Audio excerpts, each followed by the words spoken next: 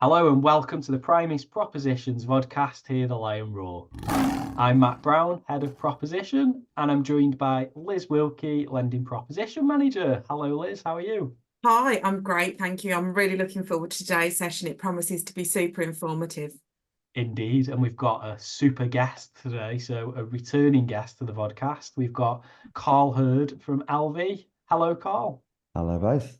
Hello How are both. you? You all right? I am good. I am good. As I said, looking forward Excellent. to this content. I hope that's coming from you, not me, is it? But, yeah. Well, we'll see about that, hey? So I'm not going to ask you to do an introduction, Carl, because I reckon you've been around forever and everyone in Primis knows your face. You're definitely the face of the LV protection for us. So I think we'll just get kicking off with the questions, Carl, if that works for you. Yeah, go for it. Perfect. So want to talk about some research you've put out there around reaching resilience. So some research which I've read through, and there were some standout figures. So there was 65% of the respondents have experienced a life event where protection might have provided support, which is, quite a staggering stat, really. So how does research like that help an advisor discuss protection with their clients? Yeah, so it's an interesting one, isn't it? Because as you can imagine, there's lots of research that gets taken and put around our industry. I've been involved in this report. We've run it for the last couple of years where we've done this research called Reaching Resilience. And what we spent a lot of time last year actually was looking at the question set and honing some of those questions based on some of the previous answers we'd had to just make sure that the responses we were getting were going to be of most use to advisors, and actually, especially when they're talking about protection. So a good example is that question about, have you suffered a life event where protection would have supported you? And 65% is a huge figure, isn't it, really? So we want to look first of all as to how do we give advisors that confidence that protection is a need out there that people do appreciate, and it isn't just an uphill struggle, and just to expand on that, 65% had that need for protection, had a life event.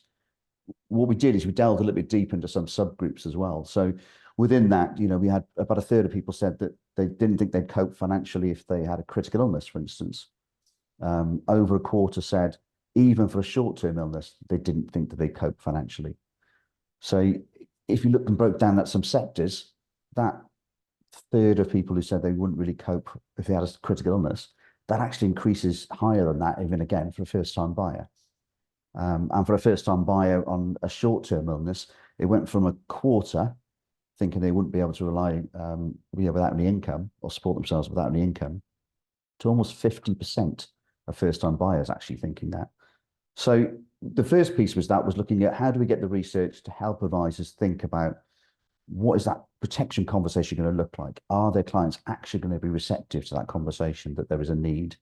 And that was the first bit that came back, really, wasn't it? That is that, yes, people are appreciating that they're not as resilient as perhaps they think they are. So, yeah, that was the first prompt, very much. Brilliant. For me, this is really enlightening because I tend to spend most of my time in the lending space. So the Reaching Resilience research has been really informative for me, and I feel like it's kind of brought me up to speed a little bit with some things, which is really cool. One of the questions that you ask, which is quite in line with, when you just said about how it's important that the questions asked are relevant to brokers. You ask around outgoings and what people's plans would be, what the respondents' plans would be, should they suffer an event where they wouldn't be able to rely on their own income, and what their backup plan would be. And it talks around a lot about using a partner's income and things like that. How does that illustrate how difficult it is to sort of then tackle the protection need further with clients? Yeah, this is an interesting one, isn't it? Because it's a bit that thing about stats and whether you believe them or not, and what message they actually put out. Because if you look at the headlines, if you like to start off with, when we asked people, what would you do if you didn't have your income coming in, at that point, as you can imagine, as we all would, those respondents went immediately to find a plan B in their heads. So we had people coming back, and almost 50% of people said, well, I'm going to rely on savings. A big number said that. And then the top three were, I'm going to rely on savings, I'm going to rely on my sick pay, I'm going to rely on my partner's income. So the first bit there we did, and and I said I was very heavily involved in the question set so we could help advisors when they're tackling these conversations. And that first bit is, what are people immediately going to go to think of if you put that question to them? How would you rely without an income? And these were the plan Bs that came back. But it's then delving that little bit deeper, because if you left it at that level, and I would say in the past for our research, actually, we've been guilty of that little bit. When we first started doing this report, we'd ask that question and we get those responses. But if you're an advisor, especially an advisor looking to move into protection, and I tell you that half your clients are going to tell you they don't have to worry because they've got savings, that's not helping you as an advisor to give you that confidence to talk about protection with your clients, because you're thinking that 1 and 2 is going to put that hand up and say, I'm fine, thanks. But this is where it gets interesting, because within our research this time, what we did is we put some secondary questions in. So that's all well and good that these people have said, yeah, that's what I'm going to do if, I don't have an income coming in. But then we delve deeper. So the savings one is a great one, where we then say, oh, great, okay, so what savings have you got? And then that's where it starts to get interesting, because bear in mind, I said almost 50% said we'll rely on savings. So we then had that over 50% said that they could rely for less than a month on their savings to pay their bills. One in 10 had no savings at all. 40% had less than 5,000. So the reality behind that plan B is actually they're not going to be relying on savings. And then sick pay was a similar one. A large number of people who didn't even know what their sick pay was. But again, in the responses, they've gone, oh, well, I'm employed, so I'm going to rely on sick pay. But when asked what was the sick pay, didn't know. And then that partner's income one is a really interesting one, because there's, again, people go, well, we'll just manage on one income, we'll be fine. And again, when we look at different demographics, we had then almost 50% have said, or just over 50% of people said, actually, we do need both incomes. When that question was asked to first-time buyers, that went up to, I think it was 65% of first-time buyers said, actually, we need both incomes. But remember that almost 50% of our clients at the start said, no, we're going to be fine on another income. We said that secondary question bit, and that's the bit I think with advisors is not to forget at all, is don't just take the first answer, think about that plan B. And then our research really drew that out. When we asked that secondary question, it did get that plan B to sort of fall apart a little bit. Yeah, I think that, makes perfect sense, doesn't it? You're challenging it and making people think about it rather than just giving that as an answer and walking away. So, I like that. I guess for an advisor then, what advice have you got, or how do you think they could tackle those assumed plan Bs that you've just talked about?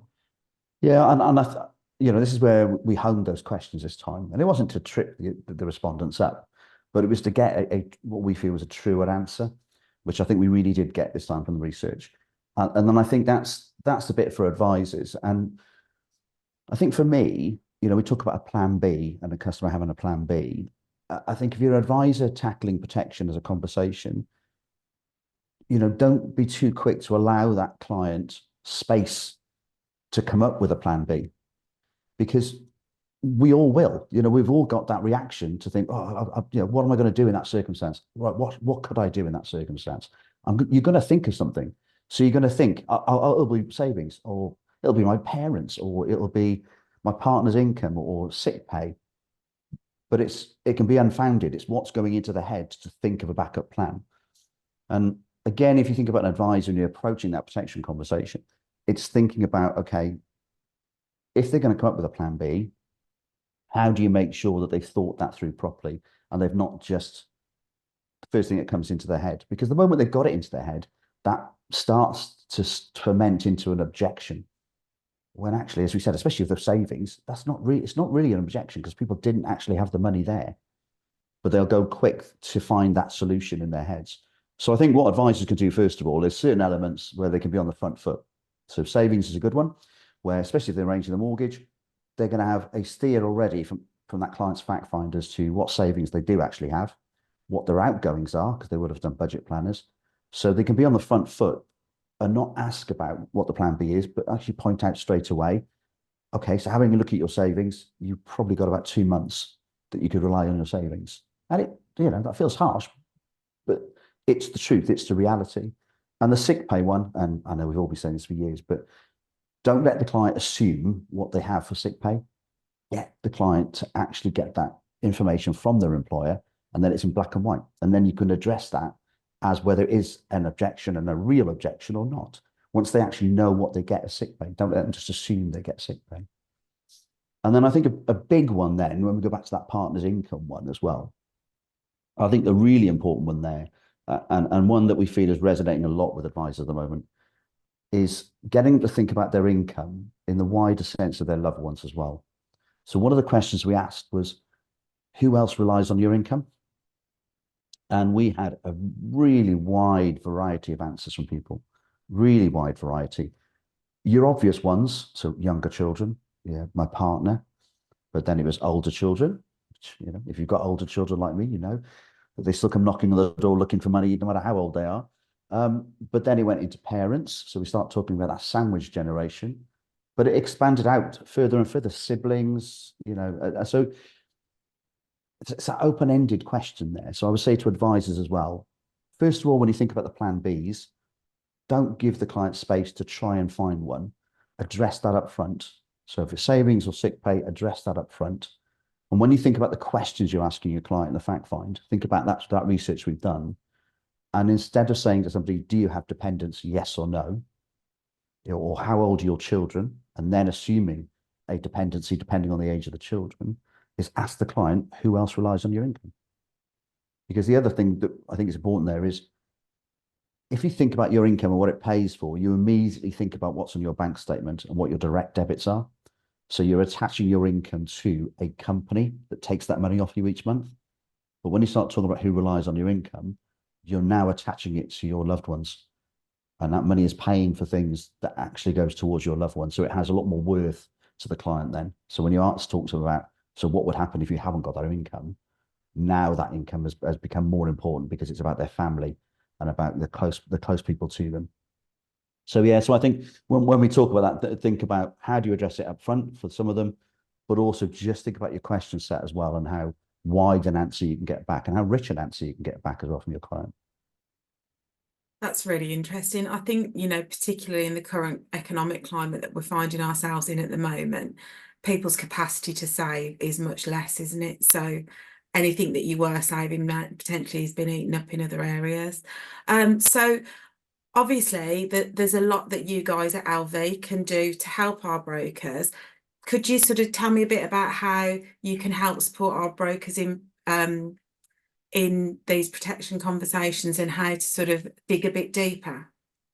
Yeah, so and again, this is part of the reason we do this research is to help us to help the advisors as well. So, you know, obviously we have our account managers out there, so all of the firms will have an account manager with an LV, and they're aware of this research. Obviously, there's a lot more of this research than we've talked about today, so there's a lot more other things that can draw in on that.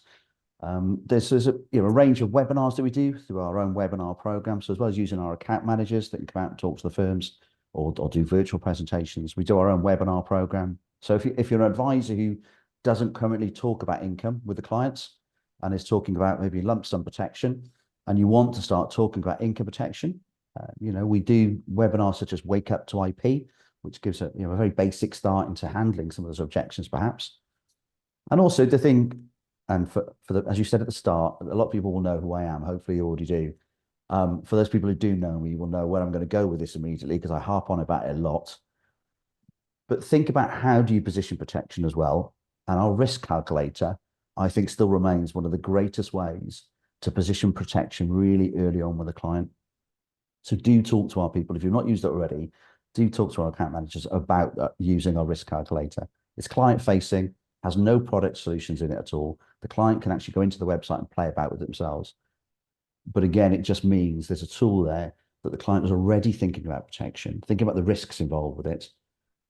And ultimately, hopefully what the research does, what the support from our account managers can do, and things like the risk calculator, means that for you as an advisor, when you sit down and start tackling that protection conversation with the client, that client is really warmed up to that conversation, rather than it coming as a bolt out the blue, a cold conversation where perhaps that client immediately is thinking, is that advisor just trying to sell me something now?